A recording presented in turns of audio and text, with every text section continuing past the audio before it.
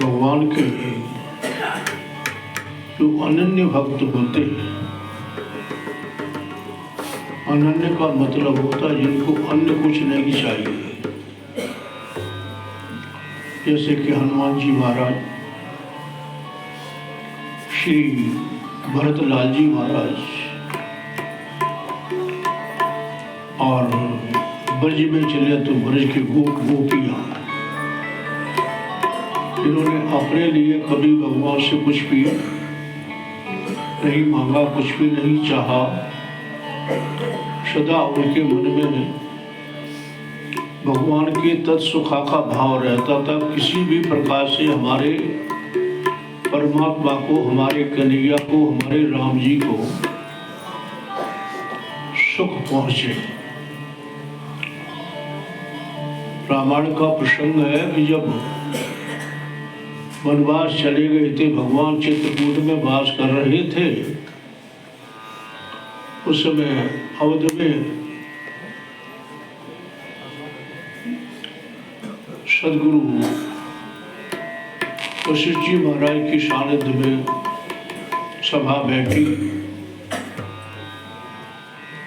और गुरुदेव ने कहा कि भरत, राम जी तो पिता की आज्ञा पालन करने के लिए वन में चले गए और तुम राजपद त्यागने के लिए बार बार मना कर रहे हो। आप राजपद के लिए, अयोध्या के राज के लिए मना करते हो, त्याग रहे हो। क्या तुम त्यागी हो? त्यागी बनना चाहते हो? तो भरतलाल ने कहा, नहीं गुरुदेव, मैं त्यागी नहीं बनना चाहता हूं, त्यागी नहीं हूं, न बनना चाहता हूं, ना ही मैं पद का लोभी हूं। पद का लोभी हूं। तो गुरुजी ने कहा, वशिष्ठ जी ने कि भरत, लोभी व्यक्ति कभी भी अपने मिले हुए पद का त्याग नहीं करता। कहा कि मैं बड़े लोभ के बदले में छोटा त्याग रहा हूं, बड़े पद की लोभ में। बोले ऐसा क्या है अयोध्या से बड़ा राज? बोले गुरुजी, अयोध्या में एक पद है, अवध में एक पद है और मैं लोभी हूँ डबल पद का। जब दो पद मिल सकते हैं तो मैं एक पद को क्यों लूं? मैं तो श्री राम जी के दोनों पद का लोभी हूँ भगवान। मैं तो राम जी के पद का दर्शन करना चाहता हूँ। हाथ जोड़ करके गुरुदेव के सामने खड़े हो गए भरत जी। गुरुजी, मैं श्री राम जी के चरण कमलों का दर्शन करना चाहता हूँ। ये राज का लोभ मुझे मत दो। दर्शन जब तक मुझे श्री राम जी के चरण कमलों का दर्शन नहीं हो जाएगा, तब तक मेरे हृदय की, मेरे जी की जलन नहीं जा सकती। मेरा हृदय विरह के कारण जल रहा है। देखे बिन रघुनाथ पद जिय की जलन न जाए। वार्तालाप करते हैं, देखे बिन रघुनाथ पद जिय की जलन न जाए। राम जी के दर्शन के बिना मेरा कष्ट दूर हो नहीं सकता। तो आप यदि मेरे हृदय की जलन को दूर करना चाहते हैं तो सब मिलकर के राम जी के दर्शन के लिए चले। बड़े प्रसन्न हुए गुरुदेव। जब भगवान को चाहने वाला कोई मिल जाए तो उससे बड़ी प्रसन्नता गुरुदेव को क्या होगी, है ना। चार प्रकार के लोग होते वैसे संसार में, वैरायटी लोगों की चार प्रकार की होती है ना। पहला है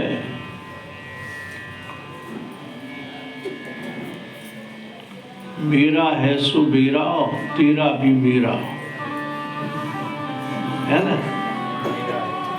चार प्रकार के होते हैं। मेरा है वो तो मेरा है ही, और तेरा है वो भी मेरा।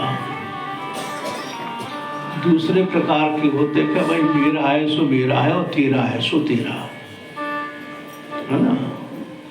दूसरे प्रकार के ऐसे होते हैं। हाँ। और तीसरे प्रकार के ऐसे होते हैं कि तेरा है सो तेरा और मेरा भी तेरा। तीसरे प्रकार के मेरा भी तेरा। और चौथे प्रकार के होते हैं कि ना मेरा ना तेरा, ना मेरा ना तेरा, सब माया का है झमेला। वो होते हैं संत जन, है ना। लोभी होते वो कहते हैं मेरा सो मेरा, तेरा भी मेरा, है। संतोषी कहते हैं कि मेरा है सो मेरा भैया, तेरा है सो तेरा। और सज्जन वृंद कहते हैं कि तेरा है सो तेरा और मेरा है वो भी तेरा भैया। समझिए, सज्जन वृंद। संत कहते हैं न तेरा है न मेरा है, ये सारा माया का झमेला है। भरतलाल संत हैं, जानते हैं, गुरु जी की आज्ञा चाहते हैं। गुरु जी ने कहा, भरत सभा ने सबने जय जयकार भरतलाल की और कहा कि भरत बिल्कुल ठीक कह रहे हैं। भरत जो कह रहे हैं उसमें हम सब सहमत हैं। अब जाने की तैयारी होने लगी। जाने की तैयारी जब चलने लगी तो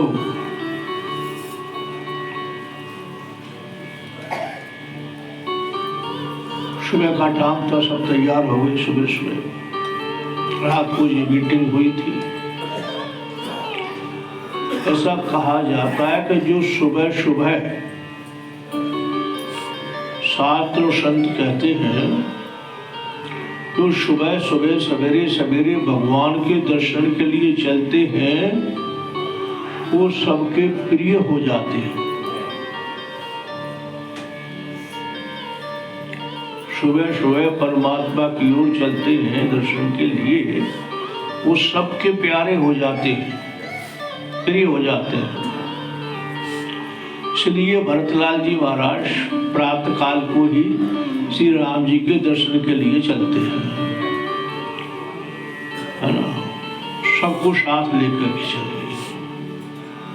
निश्चय हो चुका था कल सुबह प्रातः चलेंगे। तो बताया गया है कि जो सुबह सुबह भगवान के दर्शन के लिए चलते हैं, ये निर्णय हो गया चलेंगे। भरत जी ने यह फैसला लिया और सुबह होते ही गुरु जी के साथ सानिध्य में चलते हैं। चले उपरात लग निर्णय नीके, भरत प्राण प्रिय भय सब ही के।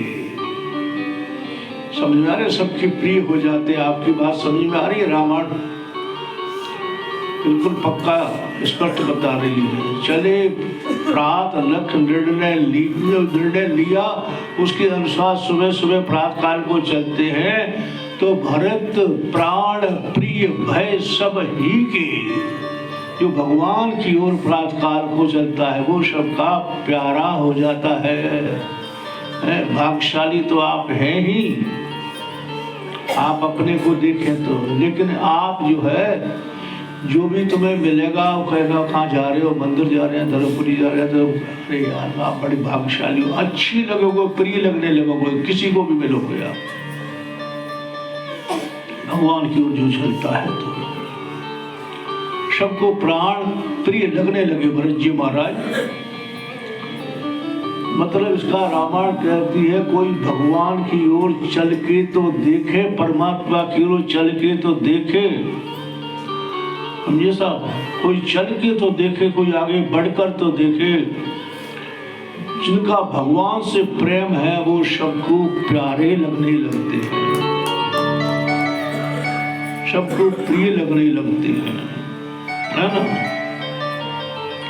सब गोपियां वाल वाल सुबह सुबह गोपियां पहुंच जाती थी किसी बहाने से। मैया आज तो हो रही यूनुस खान रही कभी नंद के भवन है, भैया हमारी रही टूट गई है, आपके तो 9 लाख गाय धेनु है, बहुत सारी एडवांस में पड़ी होती है, दे दो, जबकि टूटी नहीं होती थी। बहाना बना के कन्हैया के दर्शन के लिए गोपियां जाती थी, है ना। काय क्यों आई हो गोपियां? भैया पूछती तो कहती भैया ये बात है, ये बात है, ये बात है।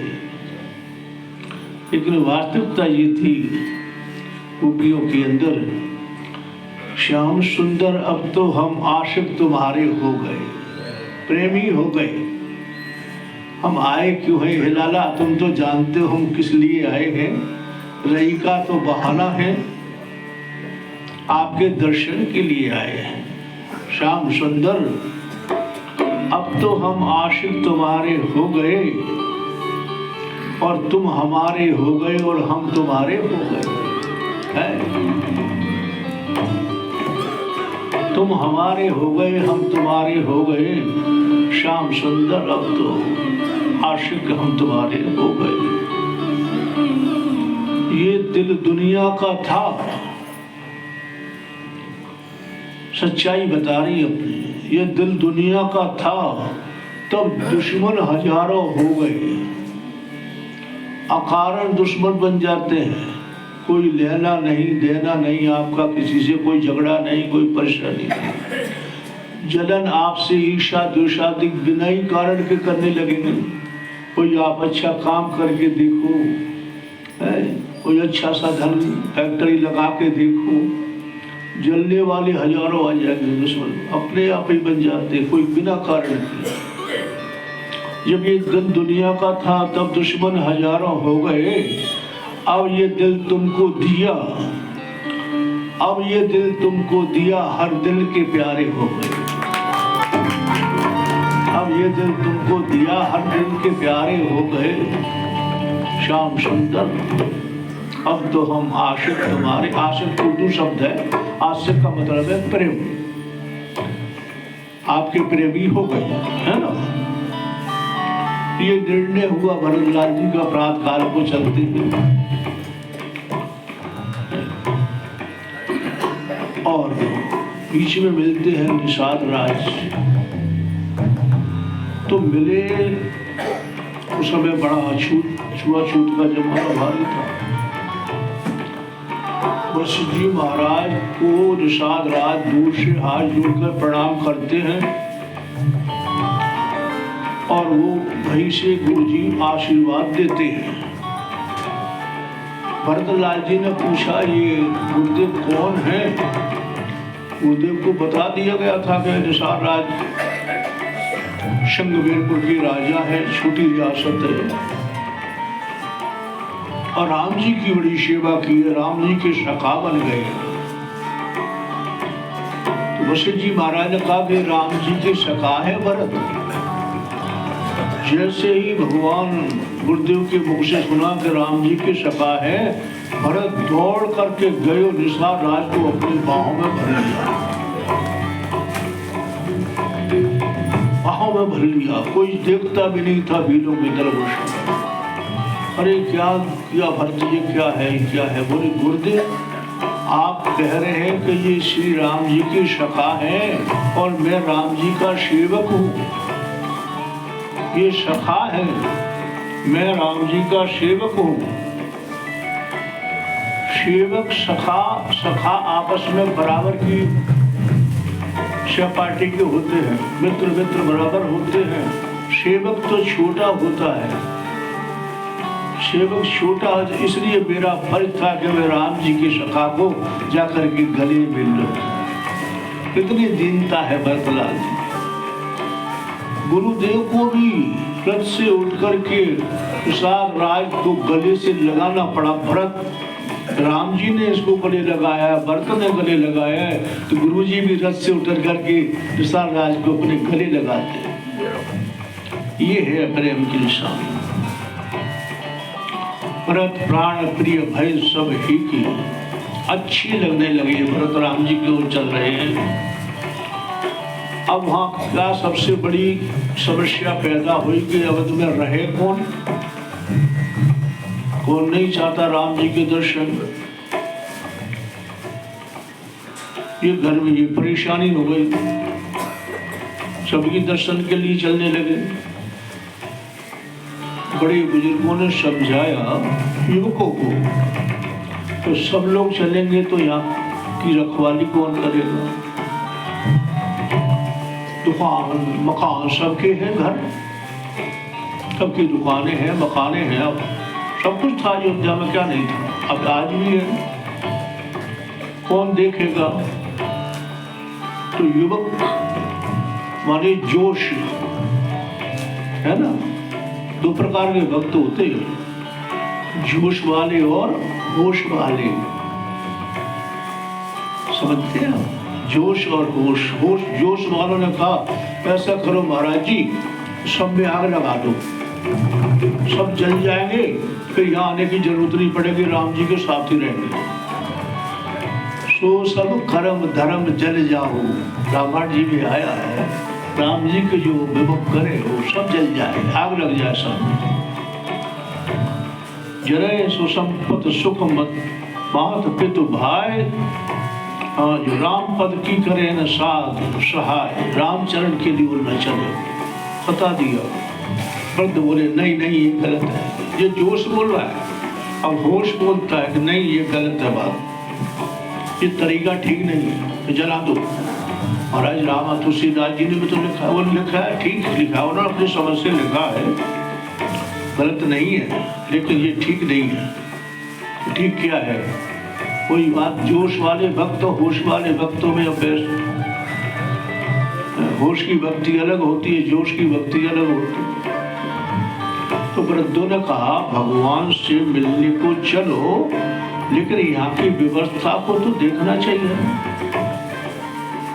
चलो मना नहीं करेंगे आपसे कि न चले, लेकिन यहाँ की व्यवस्था को तो करके चलो। फिर चलो।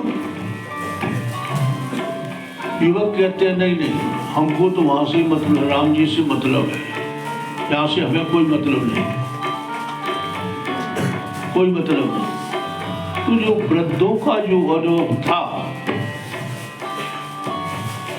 वृद्धों का शयानों का जो अनुभव बोल रहा था, बोल रहा है कि जोश में कौन, और जोश में वह जो सोचता है कि भगवान वहां है यहाँ नहीं है। जोश वाले युवक सोच रहे हैं भगवान तो वहां, यहाँ का है भगवान।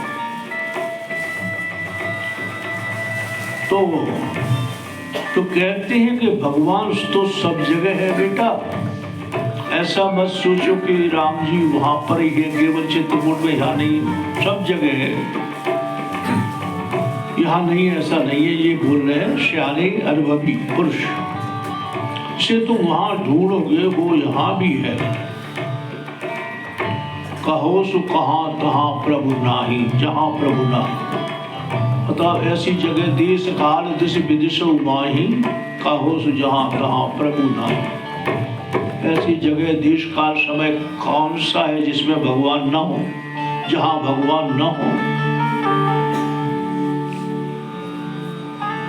जो भगवान को, जो सामने को सदा ढूंढता है, उसे एक दिन श्यामल अवश्य ढूंढता है, भगवान अवश्य ढूंढता है। तो फिक्र नहीं करो, हाँ ढूंढता है। जिसे ढूंढने का अमल आदत हो चुकी है, वो शाम, वो उस ढूंढने में वजह ढूंढता है, वो उसे ढूंढने की वजह ढूंढता है।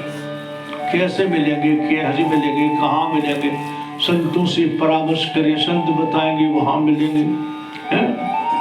वो बजट खोलता है। कहा है अरे दिल जिसे कुल जहां ढूंढता है, अरे दिल जिसे कुल जहां ढूंढता है, और वो तुझमें तू उसको कहां ढूंढता है। बताते हैं अरे दिल जिसे सारा जहां ढूंढता है, वो तुझमें भी है और तू उसको कहां ढूंढता है। तू उसको कहां ढूंढता है। न पूछो पतित बंधु क्या ढूंढता है, पतित बंधु जी का पता ढूंढता है। वृद्ध लोग कहते कि अरे भैया यहाँ भी भगवान है वहां भी भगवान है, यहाँ देखने की कला चाहिए,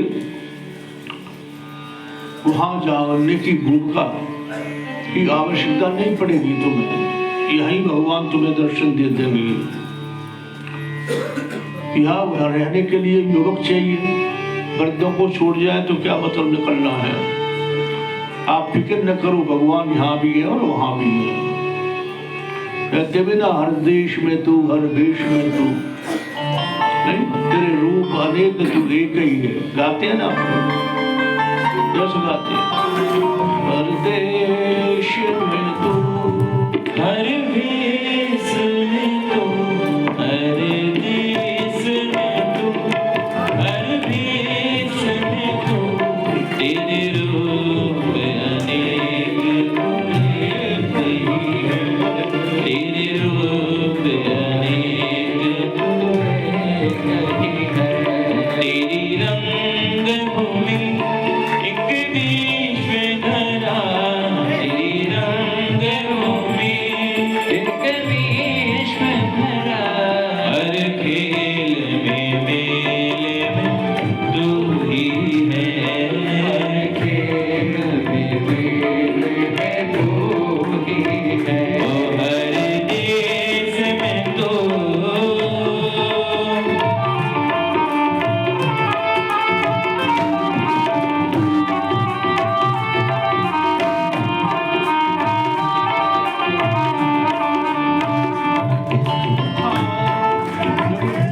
कोई नहीं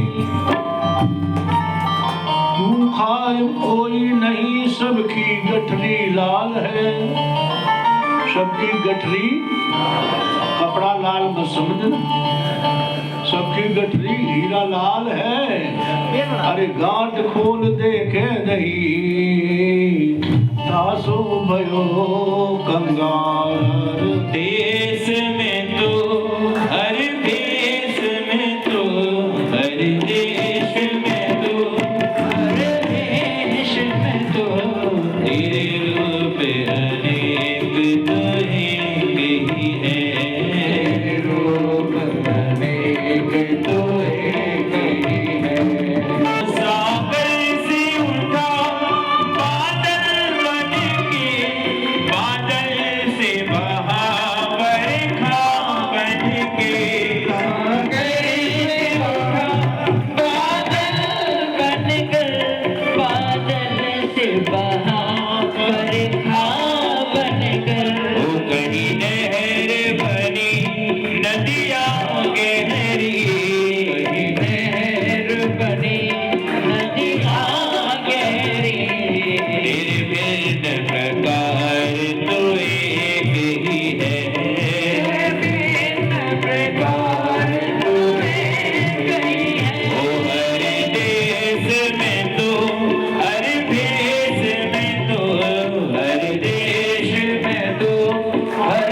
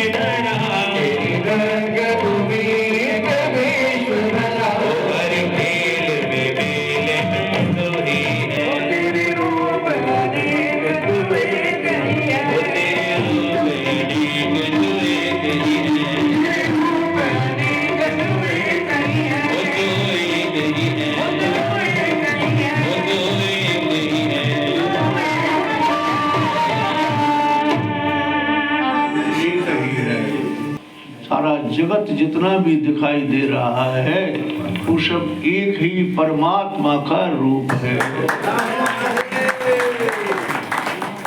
मतभेद हो गया। युवक कहे नहीं हम तो चलेंगे, कहा नहीं नहीं यहाँ की व्यवस्था को तो करके चलेंगे, ऐसे कैसे चल सकते हैं,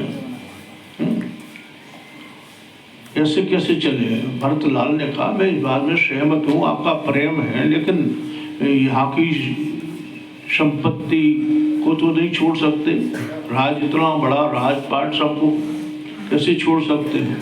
जब ये मतभेद पैदा हो जाता है तब ये सदगुरु एकदम बीच में आ जाते हैं तो सारा मतभेद शांत हो जाता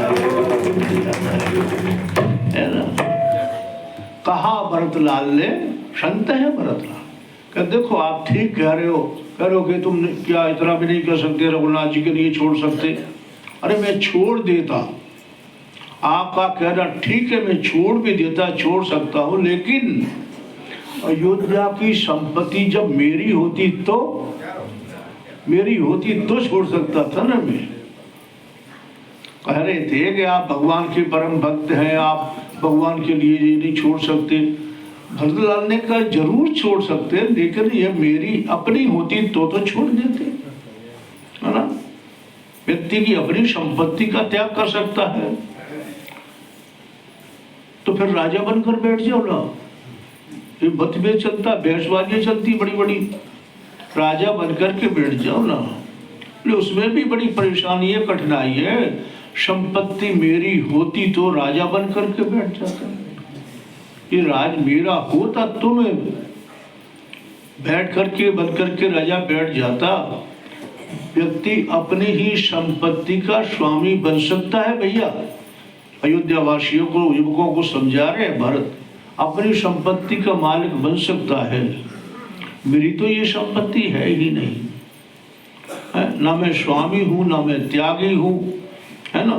दोनों अभिमान से मैं मुक्त हूँ।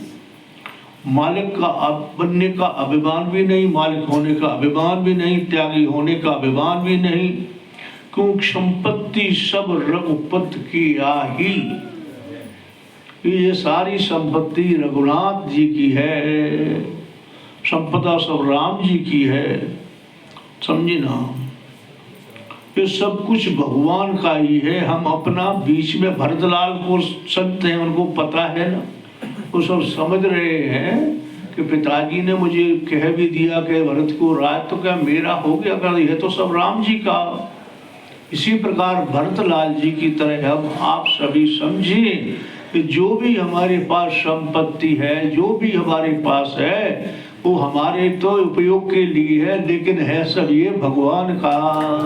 तो आप सारे अभिमानों से मुक्त रहेंगे, समझिए ना। रामायण सब सिखाती है, सब बताती है, बहुत अच्छी अच्छी बातें बताती है। भरतलाल जी कह रहे हैं कि ना घर छोड़ो, घर भी मत छोड़ो, भगवान का है। घर ना छोड़ो, हरि को मत भूलो, भगवान को भी मत भूलो, भगवान को भी मत भूलो। क्यों कहे कि साहब छोड़ दो सब परिवार व्यापार छोड़ दो, भगवान के हो जाओ। नहीं नहीं, संत कहते हैं ना घर छोड़ो ना हरि भूलो। जिंदगानी में न तो भगवान को छोड़ो, न अपनी संपत्ति जो है, परिवार जो जिम्मेदारी है उसको छोड़ो।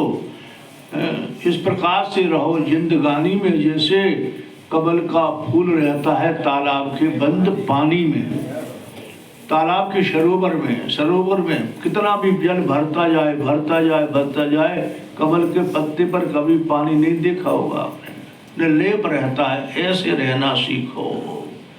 संसार में आसक्ति मिट जाएगी, समझे भैया। आसक्ति रहित जीवन बनाओगे तो कोई कष्ट होगा नहीं। और भगवान की भक्ति, भगवान भी आपको दर्शन देंगे, भगवान भी मिलेंगे, और संपत्ति आपकी आपके पास है वो आपकी ही रहेगी।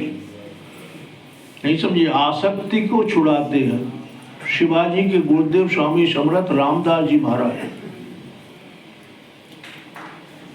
अकाल पड़ने पर किला बनवा रहे थे शिवाजी, कि अब जनता भूखी ना मरे, इनको कुछ मिलता रहे।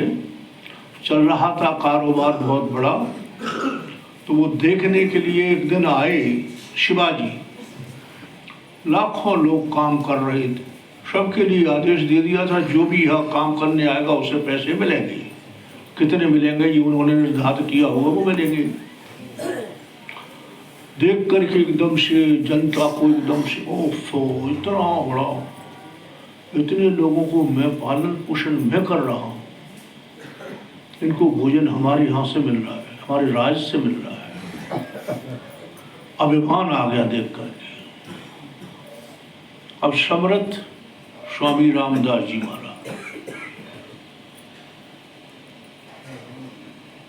उनको पता चल गया अंदर ही अंदर कि शिवाजी को अहंकार हो गया, अभिमान हो गया। अभिमान पतन का कारण बनेगा राजा का। गुरु की दया देखो, आप करुणा देखो गुरु की। उन्होंने सोचा इसका पतन ना हो, चलना चाहिए। कितनी लंबी दूर यात्रा करके पैदल आए, इस अभिमान के अंकुर को उखाड़ने के लिए।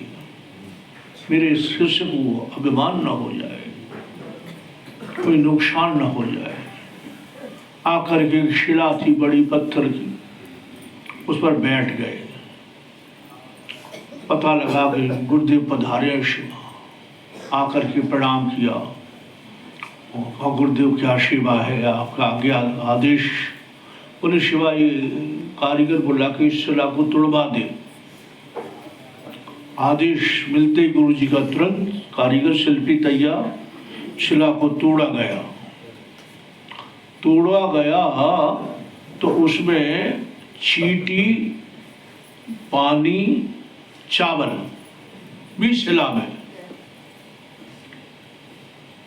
हाँ, गुरुदेव ने, शिवा देख तो तेरी कितनी व्यवस्था निकली, कितनी तेरी व्यवस्था है। अरे ये बाहर किले में जो काम कर रहे हैं वो तो बालों को तो तुम दे ही रहे हो, उनका पालन तो कर ही रहे हो, लेकिन देखो शिलाखंड के बीच में भी तुमने व्यवस्था बना दी।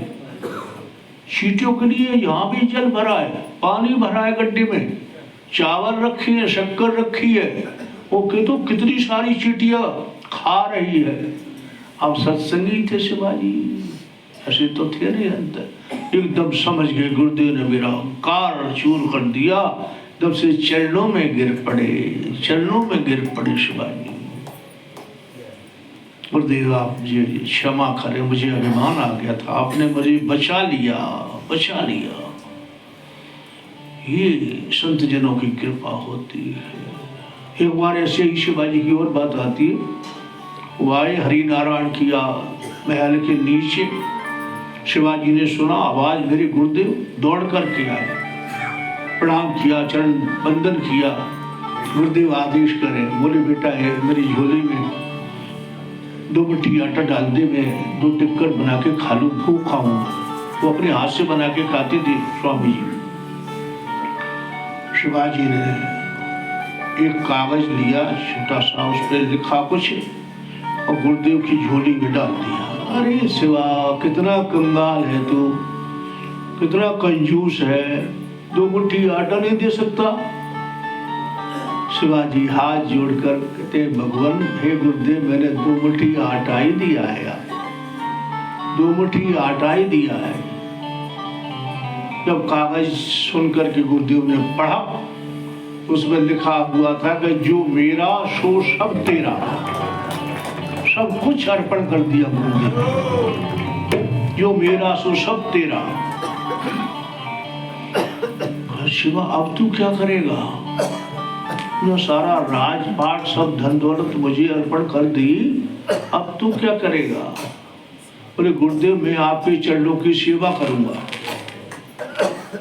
आपके चरणों की सेवा करूंगा, मुझे कोई राजपाट से मतलब नहीं।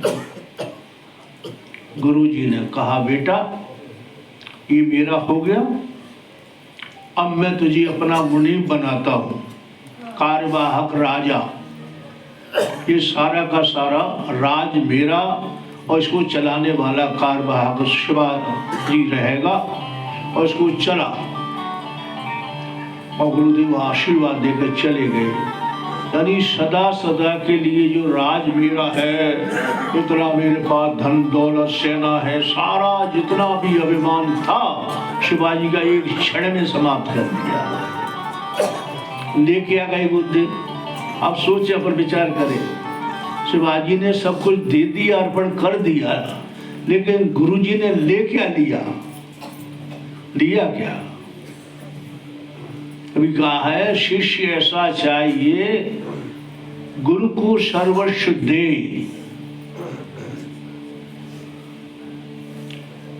सतगुरु ऐसा चाहिए शिष्य ते ना ले, और शिष्य भी ऐसा चाहिए जो सर्वस्व गुरु को दे। गुरु लेता नहीं है, गुरु तो देता ही देता है। गुरु इतनी सामर्थ्यवान होते हैं, हमारी आसक्ति को ले लेते हैं, हमारी बुराइयों को ले लेते हैं, हमारे दोषों को ले लेते हैं, बाकी और कुछ नहीं लेते। लेते उसे तो शोभना दी, तुम्हारी भावना के अनुसार कुछ लेते हुए दिखाई भी देते, तुम्हारे मन की कुशलता के लिए तुम्हें उसके अंतर में उसे 10 गुना दे देते हैं। संतों की ये पूरी परिभाषा है ना। गुरु कोई मामूल नहीं है। गुरुदेव तुम्हारे चरणों में बैकुंठ का वास लगे मुझको। गुरुदेव तुम्हारे चरणों में बैकुंठ का वास लगे मुझको। गुरुदेव तुम्हारे चरणों में बैकुंठ का वास लगे हमको।